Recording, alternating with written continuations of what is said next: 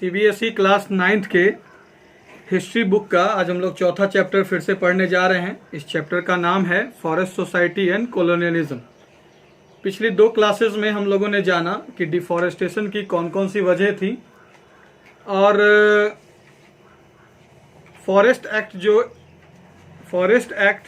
जो 1865 में बना, इसके बाद लोगों के जनजीवन पर क्या प्रभाव पड़ा। पिछले क्लासेस में हम लोगों ने जो जर्मनी के एक्सपर्ट थे डाइट्रिच ब्रांडिस, जिनको बुलाया गया था एडवाइस के लिए कि कैसे वन की संरक्षण करी जाए, उन्होंने ये कानून पास करने की क्या दी थी, सलाह दी थी। और उन्होंने 1865 के फॉरेस्ट एक्ट को बनाने में क्या करी, अपनी सहभागिता दिखाई भी। उसके बाद ये कानून बना और लोगों का जनजीवन जो है वो उससे बहुत बुरे तरीके से प्रभावित हुआ था। फिर हम लोगों ने शिफ्टिंग कल्टीवेशन के बारे में पढ़ा और फिर इस पर जो रोक लगाई गई ब्रिटिश के द्वारा, उन बातों को भी हम लोगों ने जाना। आज जो हम लोग चैप्टर का ये जो तीसरा क्लास है, इसमें जो है वो हम लोग rebellion in the forest topic को डिस्कस करने जा रहे हैं। रिबेलियन इन द फॉरेस्ट, जंगल में विद्रोह। ठीक है, तो इस टॉपिक में क्या लिख रखा है वो हम लोग लाइन बाय लाइन पढ़ेंगे। आप अपना बुक सामने में रख कर ही पढ़ना, अभी भी और बाद में भी, जब कभी भी आप रिवाइज करो तो। ठीक है। In many parts of India and across the world forest communities rebelled against the changes that were being imposed on them. The leaders of these movements against the British like Sidhu and Kanhu in the Santhal Parganas, Birsa Munda of Chhota Nagpur और एल्लूरी Sitarama Raju of Andhra Pradesh are still remembered today in songs and stories. We will now discuss in detail one such rebellion which took place in the kingdom of Bastar in 1910. तो India के कई हिस्सों में और दुनिया भर में भी फॉरेस्ट कम्युनिटी जो थी वो उन पर जो लगातार नए नए बदलाव किए जा रहे थे, नए नए नियमों के तहत जो बदलाव किए जा रहे थे, उन पर पाबंदियां लगाई जा रही थी, उनके जीवन में जो बदलाव आ रहा था इन नियमों की वजह से, इनका इन्होंने क्या किया, विरोध किया। तो फॉरेस्ट कम्युनिटीज ने क्या किया, इंडिया के कई हिस्सों में और दुनिया भर के कई हिस्सों में क्या किया, विद्रोह किया। किसका विद्रोह किया? ब्रिटिश के द्वारा जो चेंजेस लाया जा रहा था और इन चेंजेस को उनके ऊपर जो थोपा जा रहा था। अब इन मूवमेंट्स के, इन आंदोलन के जो लीडर्स थे जो ब्रिटिश के खिलाफ लड़ रहे थे, उनमें से सिद्धू और कानू संथाल परगना के थे, बिरसा मुंडा छोटा नागपुर के थे, अल्लूरी सीतारामा राजू जो है वो आंध्र प्रदेश के थे। इन लोगों को जो है वो आज भी गानों में, कहानियों में, गानों के माध्यम से, कहानियों के माध्यम से क्या किया जाता है, याद किया जाता है। ऐसी ही एक रिबेलियन की जो है, ऐसी ही एक विद्रोह की जो चर्चा जो है, जो कि बस्तर के राज्य में हुई थी, रियासत में हुई थी 1910 में, उसको आज हम लोग डिस्कस करने जा रहे हैं। तो तीसरे टॉपिक में हम लोग क्या पढ़ेंगे? One such rebellion which took place in the kingdom of Bastar in 1910। तो 1910 में बस्तर के राज्य में जो एक विद्रोह हुआ, फॉरेस्ट कम्युनिटीज के द्वारा क्या किया गया, जो विद्रोह किया गया, इसी टॉपिक को जो है हम लोग इस 3rd नंबर सेक्शन में पढ़ने जा रहे हैं। बात समझ में आई? तो इंडिया के कई हिस्सों में और दुनिया के कई हिस्सों में जो है वो फॉरेस्ट कम्युनिटी जो उन पर लगातार बदलाव करके इनकी जिंदगी के ऊपर वो सारे चेंजेस थोप दिए जा रहे थे, इनको जैसे मर्जी वैसे जो है वो क्या किया जा रहा था, इनका इस्तेमाल किया जा रहा था। तो इनका इन्होंने क्या किया, विद्रोह किया। कई एक जगह पर विद्रोह हुई। संथाल परगना के सिद्धू और कानू, छोटा नागपुर के बिरसा मुंडा और आंध्र प्रदेश के अल्लूरी सीतारामा राजू जो हैं वो आज भी कहानियों में और गीतों के माध्यम से क्या किए जाते हैं, याद किए जाते हैं। आज जो है वो हम लोग डिस्कस करेंगे ऐसी ही एक विद्रोह की, ऐसी ही एक विद्रोह की जो कहाँ हुई, इंडिया में हुई। कहाँ हुई? किंगडम ऑफ बस्तर में। 1910 में एक ऐसी ही विद्रोह हुई फॉरेस्ट कम्युनिटीज के द्वारा, और इस विद्रोह को हम लोग आज डिस्कस करने जा रहे हैं कि कैसे हुई, क्यों हुई। ठीक है, क्यों का तो पता ही है आपको। 1865 में क्या हुआ, फॉरेस्ट एक्ट लगा दिया गया और तरह तरह के चेंजेस आई, लोगों की जनजीवन जो है वो क्या हुई, बुरी तरीके से प्रभावित हुई। जॉब भी मिला इन लोगों को तो उनमें भी टॉर्चर सताया कई तरह की ऐसी परेशानियां इनको झेलनी पड़ती थी। ठीक है, तो तीसरा टॉपिक क्या है फिर से समझ लो कि इंडिया में और पूरे वर्ल्ड के कई हिस्सों में ये जो जंगली समुदायों द्वारा जो बदलाव का जो उन पर थोपा जा रहा था, जो जिन बदलावों को लाकर जंगल से संबंधित जिन बदलावों को लाकर उन पर थोपा जा रहा था, उन बदलावों का विरोध हुआ। इन फॉरेस्ट कम्युनिटीज ने क्या किया, विद्रोह किया और कई सारे जो पर्सनैलिटीज हैं जैसे सिद्धू और कानू जो है वो संथाल परगना के, बिरसा मुंडा छोटा नागपुर के, अल्लूरी सीतारामा राजू आंध्र प्रदेश के, इन सबको भी इनकी कारनामों को जो है वो आज भी कहानियों और गीतों के माध्यम से क्या किया जाता है, याद किया जाता है। और ऐसी एक विद्रोह की जो आज चर्चा होगी वो हम लोग पढ़ने जा रहे हैं। ठीक है, जो 1910 में हुई थी किंगडम ऑफ बस्तर में। ठीक है, द पीपल ऑफ बस्तर। अब सबसे पहले जो है वो बस्तर के बारे में बताया गया है, बस्तर के लोगों के बारे में बताया गया है। Bastar is located in the southern most part of Chhattisgarh and borders Andhra Pradesh, Odisha and Maharashtra. सबसे पहले आप इसकी भौगोलिक स्थिति जान लो, जियोग्राफिकल पोजीशन जान लो कि कहाँ है ये। तो बस्तर जो है वो छत्तीसगढ़ के सबसे दक्षिणी छोर पर है और इसकी जो बॉर्डर है वो आंध्र प्रदेश, ओडिशा और महाराष्ट्र से सटती है। किसकी बॉर्डर? बस्तर की। मतलब छत्तीसगढ़ के सबसे दक्षिणी कोने पर है ये और इसकी जो बॉर्डर है वो किससे सटती है, सीमाएं जो है वो किससे सटती है, आंध्र प्रदेश से, ओडिशा से और महाराष्ट्र से। The central part of Bastar is on a plateau. Plateau के बारे में हम लोगों ने पहले ही पढ़ा, पहाड़ी के ऊपर जो समतल जमीन होती है उसको प्लेट्यू कहते हैं। तो इसका जो सेंट्रल पार्ट है, मध्य का जो हिस्सा है वो कहाँ है, प्लेट्यू पर है। To the north of this plateau is the Chhattisgarh plain. इस प्लेट्यू के नॉर्थ में छत्तीसगढ़ प्लेन है, छत्तीसगढ़ का मैदान है। And to its south is Godavari plain, और इसके साउथ में क्या है, गोदावरी प्लेन है। The river Indravati winds across Bastar east to west. जो यहाँ की नदी है इंद्रावती, वो बस्तर से होकर ईस्ट से वेस्ट की ओर चलती है। A number of different communities live in Bastar such as Madiya or Mudiya, Gons, Dhrubas, Bhatras and Halbas. They speak different languages but share common customs and beliefs. The people of Bastar believe that each village was given its land by the earth and in return they look after the earth by making some offering at each agricultural festival. तो क्या जाना अभी तक हम लोगों ने, बस्तर जो है वो छत्तीसगढ़ के सबसे दक्षिणी कोने पर स्थित है और इसकी जो सीमाएं हैं वो आंध्र प्रदेश, ओडिशा और महाराष्ट्र से सटी हुई है। इसका सेंट्रल पार्ट है बस्तर का, वो जो है वो प्लेट्यू पर है। प्लेट्यू के नॉर्थ में जो है वो क्या है, छत्तीसगढ़ प्लेन है। साउथ में गोदावरी का मैदान है। ये जो यहाँ की नदी है इंद्रावती, वो बस्तर से होकर ईस्ट से वेस्ट की ओर गुजरती है। यहाँ पर जो डिफरेंट कम्युनिटीज है बस्तर में, जैसे कि मड़िया और मुड़िया गोंस, ध्रुबास, भतराज और हलबास, ये सब जो है वो अलग अलग लैंग्वेज बोलते हैं लेकिन एक सा रीति रिवाज और विश्वास फॉलो करते हैं, मानते हैं। मतलब अलग अलग लैंग्वेज बोलते जरूर हैं लेकिन इनका रीति रिवाज सेम है, इनकी जो बिलीफ्स हैं वो मानना एक है। बस्तर के जो लोग हैं वो ये मानते हैं कि हर गांव को इसकी जमीन धरती माँ से मिली है।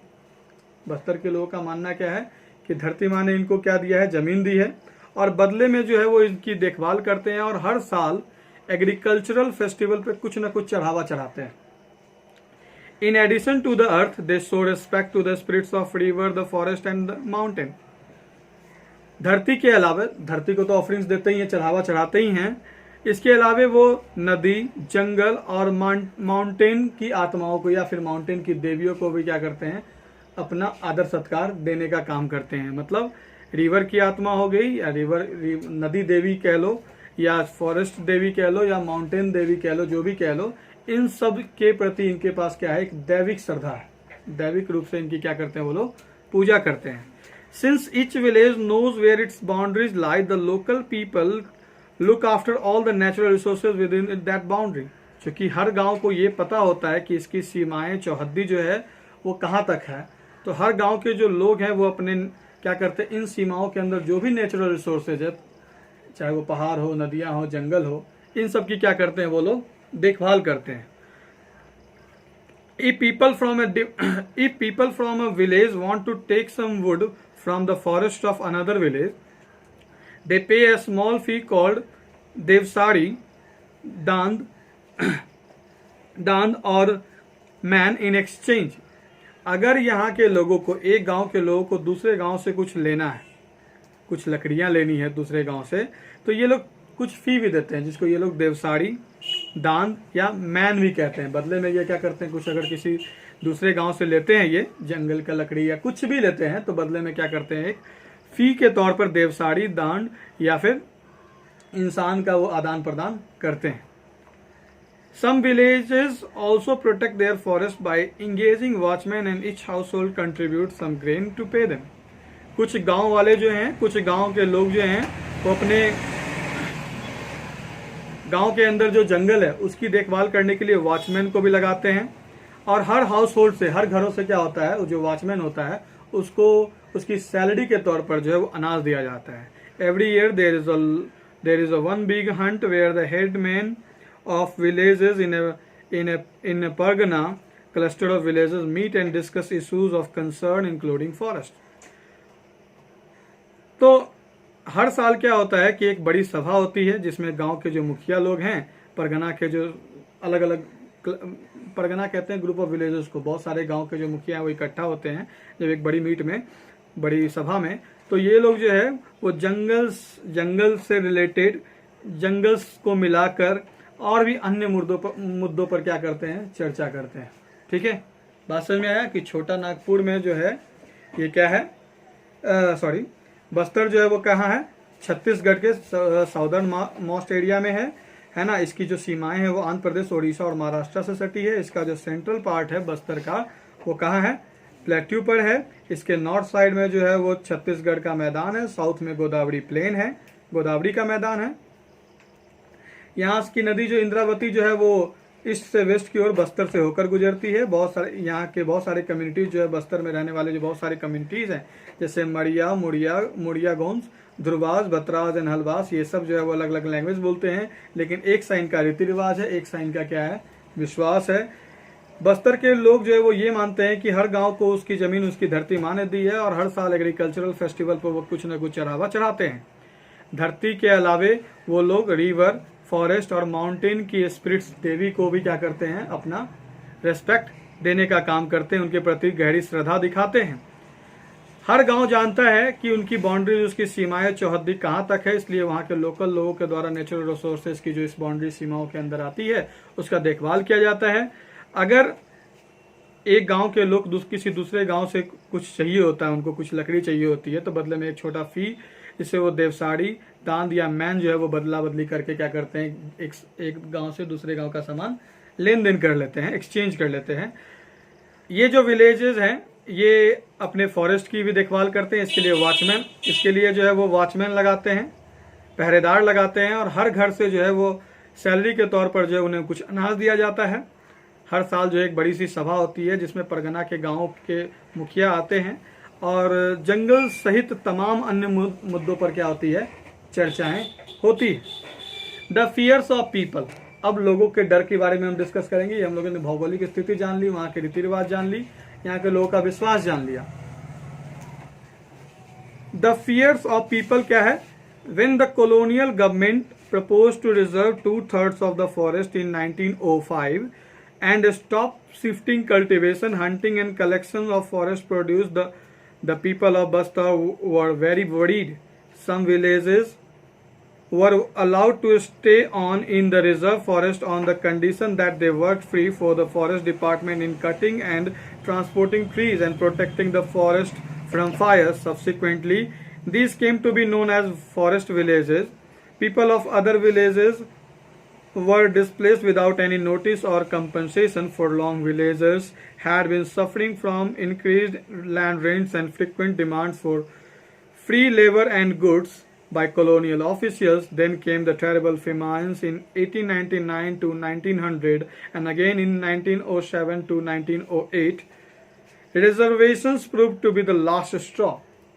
तो लोगों का डर क्या था कि जब कॉलोनियल गवर्नमेंट ने जंगल के 2/3 हिस्से को रिजर्व घोषित कर दिया 1905 में, जंगल के 2/3 हिस्सों को क्या किया, मतलब 100 रुपये का 66 हिस्सा ऑलमोस्ट 66.66। तो जब कॉलोनियल गवर्नमेंट ने क्या की कि जंगल के कानून बनाए और जंगल का 2/3 हिस्सा क्या कर दिया, रिजर्व कर दिया, आरक्षित कर दिया 1905 में, और शिफ्टिंग कल्टीवेशन को बंद कर दिया, हंटिंग और जो फॉरेस्ट प्रोड्यूस था, जो भी सारी चीजें थी जो फॉरेस्ट में मिलता था, इनको इनकी शिकार पर, इनके कलेक्शन पर रोक लगा दी, तो बस्तर के लोग जो है वो चिंतित हो गए। हालांकि कुछ गांवों को इजाजत थी कि वो रिजर्व फॉरेस्ट में रह सकते हैं, लेकिन शर्त ये था कि उनको फ्री ऑफ कॉस्ट जो है वो काम करना होगा। और काम क्या करना होगा, लकड़ी काटनी होगी, ट्रांसपोर्टेशन करना होगा, उनकी एक स्थान से दूसरे स्थान तक ले जाना होगा। ये सब अगर वो फ्री में करते हैं तब जाकर के वो क्या करेंगे, उस गांव में, उस जंगल में जो है वो रह सकते हैं। उनको इतना ही नहीं, आग से ही बचाना होता था जंगल को। तो अगर आप आग से जंगल को बचाने के लिए तैयार हैं, पेड़ काटकर उसे एक स्थान से दूसरे स्थान तक पहुंचाने में मदद के लिए तैयार हैं, तो आप उस विलेज में क्या कर सकते थे, फॉरेस्ट विलेज, जिसको मतलब गांव में ही, उस गांव को ही क्या किया गया था, अलाउ कर दिया गया था कि आप जंगल में रह सकते हो।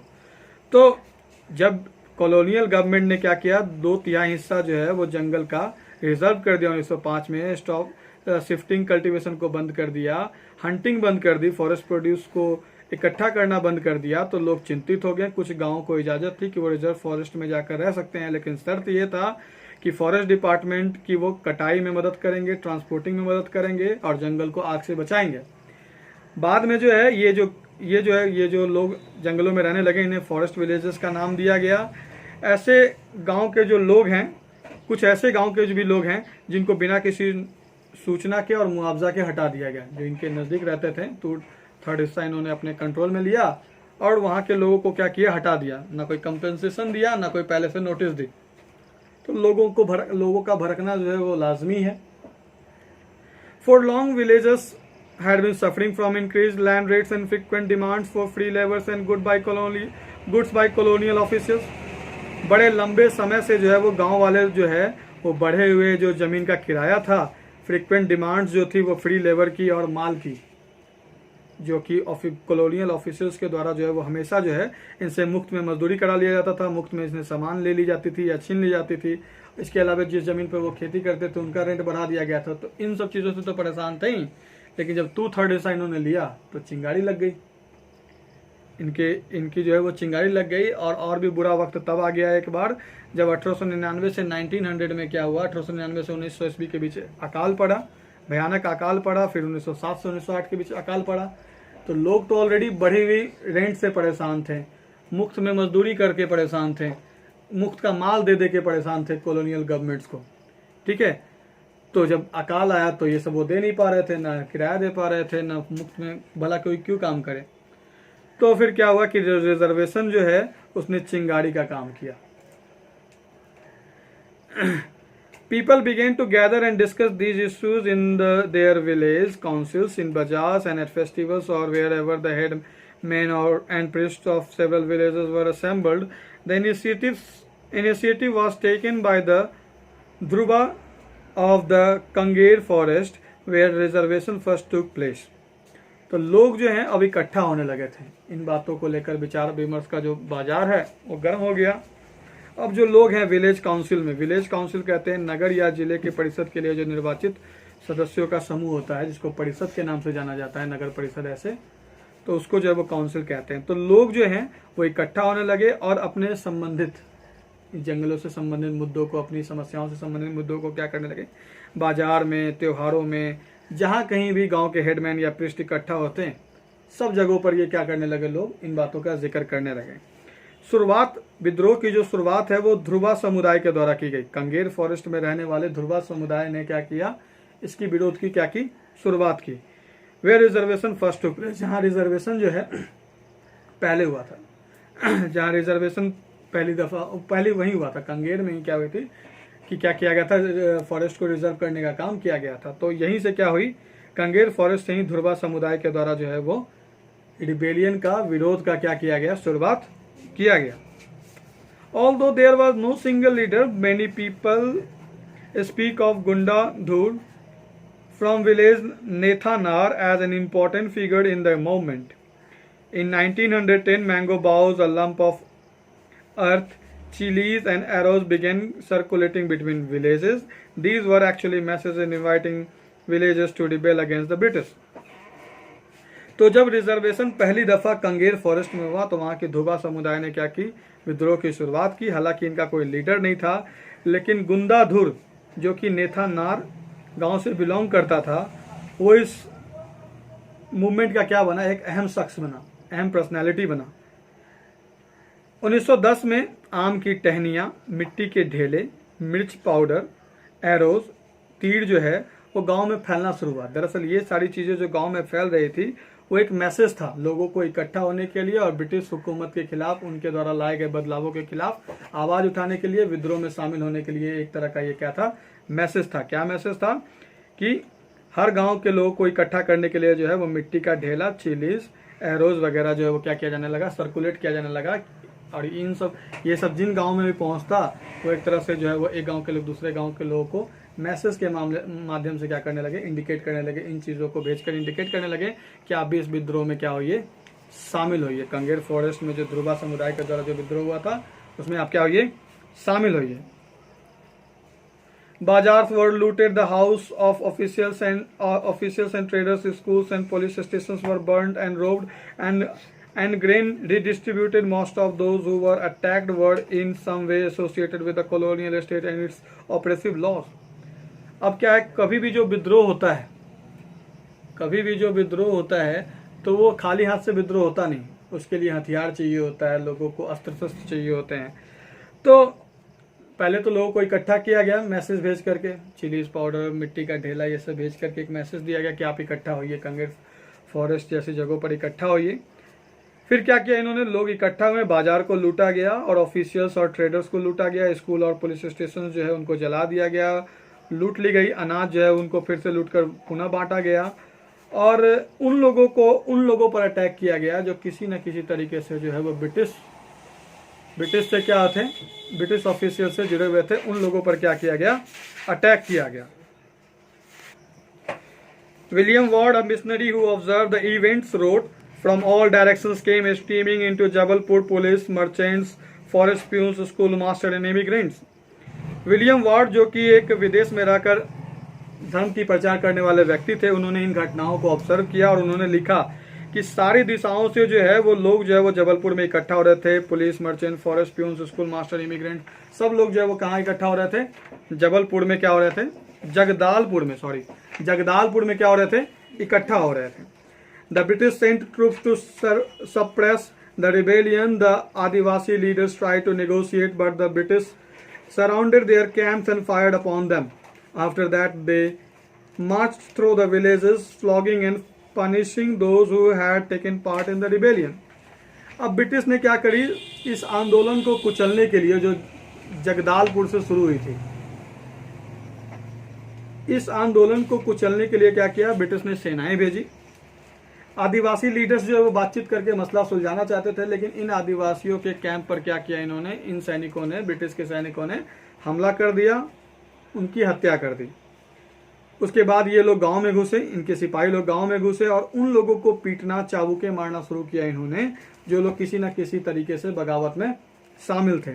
Most villages were deserted as people fled into the jungles. और फिर क्या था, जंगल का जंगल खाली हो गया, क्योंकि गांव का गांव खाली हो गया क्योंकि लोग जो है वो जंगल में चले गए। It took 3 months, February to May, for the British to regain control. 3 महीने लग गए, फरवरी से मई तक का समय लग गया ब्रिटिश को पुनः वापस अपनी कंट्रोल स्थापित करने में। However they never manage to capture Gundadhur. लेकिन गुंदाधुर जो लीडर था, किसका, एक इंपॉर्टेंट फिगर था कंगेर फॉरेस्ट में, जो से इनिशिएटिव जो शुरू हुआ था उसका जो है वो गुंदाधुर क्या था, एक शख्सियत था, इंपॉर्टेंट शख्सियत था। इनको वो लोग कैप्चर नहीं कर पाए, ब्रिटिश के सिपाही इनको कैप्चर नहीं कर पाए। In a major victory for the rebels, work on reservation was temporarily suspended and the area to be reserved was reduced to roughly half of that planned before 1910. तो ब्रिटिश ने क्या करी, बगावत को कुचलने के लिए जो है, रिबेलियन को, विद्रोह को कुचलने के लिए सेनाएं भेजी। आदिवासी लीडर्स बातचीत करके मामला सुलझाना चाहते थे, लेकिन ब्रिटिश की आर्मी ने उन्हें क्या किया, घेर लिया, तंबुओं में घेर लिया, उन्हें गोली मार दी, है ना। और वो फिर गांव में घुसकर उन लोगों को पनिश करने लगे, चाबुके बरसाने लगे जो लोग बगावत में हिस्सा लिए थे। ज़्यादातर गांव जो है वो खाली हो गया कि लोग जंगलों में भाग गए। 3 महीने लग गए फरवरी से मई ब्रिटिश को वापस कंट्रोल पाने में। हालांकि वो लोग गुंदाधुर को पकड़ नहीं पाए। सबसे बड़ी जीत थी ये, विद्रोहियों के लिए सबसे बड़ी जीत थी, क्योंकि रिजर्वेशन का काम जो है वो तत्काल रोक दिया गया और जो एरिया जो रिजर्व था वो करीब करीब आधी हो गई। जितना एरिया उन्होंने 1910 में प्लान कर रखा था कि इतना एरिया को रिजर्व करेंगे, उसका उन्होंने एरिया क्या कर दिया, आधा कर दिया। तो कहीं ना कहीं एक विक्ट्री थी, उनके विद्रोह की क्या थी, विक्ट्री थी। The story of forest and people of Bastar does not end there after independence. The same practice of keeping people out of the forest and reserving them for industrial use continued। ये story जो है जंगलों का और बस्तर के लोगों की जो ये स्टोरी है यहीं ख़त्म नहीं होती।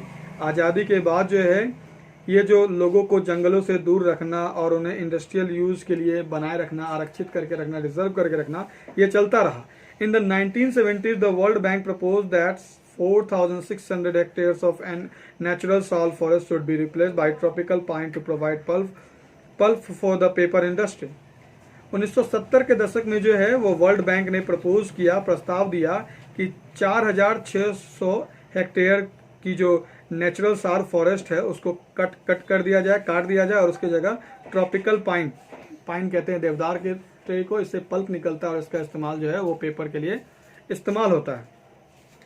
तो 1970s के दशक में वर्ल्ड बैंक ने क्या किया, प्रपोज किया कि 4,600 हेक्टेयर्स ऑफ एनुअल साल को क्या कर दिया जाए, ट्रॉपिकल पाइन में कन्वर्ट कर दिया जाए, बदल दिया जाए, ताकि जो है वो पेपर इंडस्ट्री के लिए पल्प का जुगाड़ हो सके, पल्प की रॉ मटेरियल मिल सके। It was only after protest by local environmentalist that the project was stopped. उसके बाद क्या हुआ कि लोकल एनवायरमेंटलिस्ट के मात्र प्रोटेस्ट का ही नतीजा था कि ये प्रोजेक्ट जो है वो फिर रुक गया। जो वर्ल्ड बैंक ने 1970s के दशक में ये जो प्रपोज किया था कि 4,600 हेक्टेयर की ज़मीन को क्या करे, साल्ट ट्री से पाइन ट्री में बदल दिया जाए, उनको काट करके पाइन ट्री लगाया जाए ताकि कागज़ संबंधी जो पल्प की आवश्यकता होती है उसको पूरा किया जा सके। तो इसका विद्रोह किया इन्वायरमेंटलिस्ट ने और फिर क्या हुआ कि ये जो प्रोजेक्ट था उस पर क्या लग गई, रोक लग गई। Let us now go to another part of Asia, Indonesia, and see what was happening there over the same period। तो चलिए अब हम लोग एशिया के इंडोनेशिया में चलते हैं और देखेंगे कि ठीक उस समय जब यहाँ पर विद्रोह हो रहा था तो वहाँ पर क्या चल रहा था, इंडोनेशिया में किस तरह का विद्रोह हो रहा था, क्या सिचुएशन थी, उस चीज़ को हम लोग समझेंगे। ठीक है,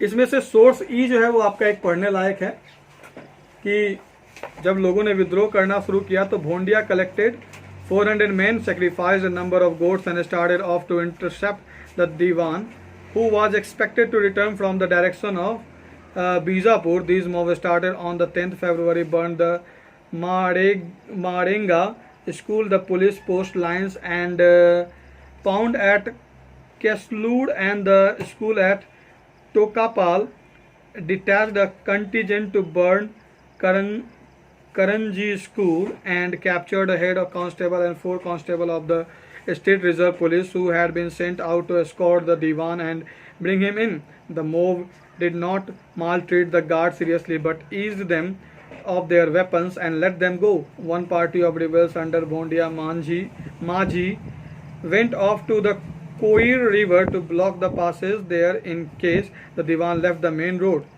The rest went on the Dilmili to stop the main road from Bijapur। Buddhu Maji and Harchand Naik led the main body. तो भोंडिया ने, जब ये आप लोगों ने जाना कि किस तरीके से 1910 में जो है वो आम की टहनियाँ, मिट्टी के ढेले, ये जो है लोगों को इकट्ठा करने के लिए वॉलंटरीली कि आप ये जंगल का जो रिजर्वेशन हो रहा है उसका विरोध कीजिए, आप इकट्ठा हुए। सब लोग जगदलपुर में क्या हुए थे, इकट्ठा हुए थे। तो भोंडिया ने क्या किया, 400 लोग इकट्ठा किए, अपने गोट्स को उन्होंने की सेक्रीफाइस करी, है ना, कई सारे गोट्स की क्या करी उन्होंने सेक्रीफाइस करी और निकल पड़े दीवान जो कि बीजापुर के रास्ते आने वाला था उसको रोकने के लिए, है ना। ये जो मॉब है वो 10 फरवरी को चला और मारेगा स्कूल को जला दिया उसने, पुलिस पोस्ट को जला दिया, केसलूर में वो लोग रुके, फिर टोकपाला के स्कूल को जला दिया, है ना। और सैन्य दल जो कि दीवान के साथ आ रहा था उसको क्या किया उन्होंने, डिटेन कर लिया, हिरासत में ले ली और क्या किया, उनके हथियार छीन लिए, उसे निशस्त्र करके जाने दिया। उनके साथ मारा पीटा नहीं, उनका हथियार छीन लिया और इस तरीके से उन्होंने दीवान को क्या करी, दीवान का पर कब्जा कर लिया, दीवान को अपने गिरफ्त में ले लिया। एक पार्टी रिबेल की जो थी वो भोंडिया माझी की, वो कोई रिवर पे चली गई थी इनका रास्ता रोकने के लिए कि अगर दीवान मेन रोड छोड़ के कहीं रिवर के रास्ते से ना निकल जाए, इसलिए रिवर के रास्ते को ब्लॉक किया। दूसरे ने दिल मिली रोड पे चले गए उससे रास्ते से रोकने के लिए। और जो बुद्धू माझी है और हरचंद नाइक है, उन्होंने मेन बॉडी को क्या किया था, लीड किया था। और फिर जाकर क्या करी थी, जो स्कॉट करते हुए सिपाही आ रहे थे उनको निशस्त्र किया और दीवान को क्या किया था, अपनी हिरासत में ली थी। तो ये तीसरा टॉपिक यहाँ खत्म होता है। चौथी टॉपिक में हम लोग डिस्कस करेंगे कि किस तरीके से इंडोनेशिया में इस दौरान क्या हो रहा था। ठीक है, तो ये तीसरी टॉपिक आप बार बार पढ़ो, जरूरत है आपको जानने की। ठीक है, इस टॉपिक में आप जानोगे कि किस तरीके से, जब बार बार सुनोगे आप जानने की जरूरत है कि बस्तर में जो कि क्या क्या हुआ था, जो कि छत्तीसगढ़ का पार्ट है, इसकी भौगोलिक स्थिति के बारे में हम लोगों ने जाना। और जब रिजर्वेशन जो हुआ तो 1910 में किस तरीके से विद्रोह हुआ और विद्रोह के बाद क्या हुआ, कैसे उसको कुचलने की कोशिश की गई। कुचला तो गया लेकिन फिर भी ब्रिटिश जो है वो जितना जमीन पर उन्होंने रिजर्वेशन लागू किया था उतना पर वो कब्जा वापस नहीं कर पाते, आधे हिस्से पर ही उनका कब्जा रह पाता है। और इसको कंट्रोल करने में, इस विद्रोह को कंट्रोल करने में इनको फरवरी से मई तक का समय लग गया था।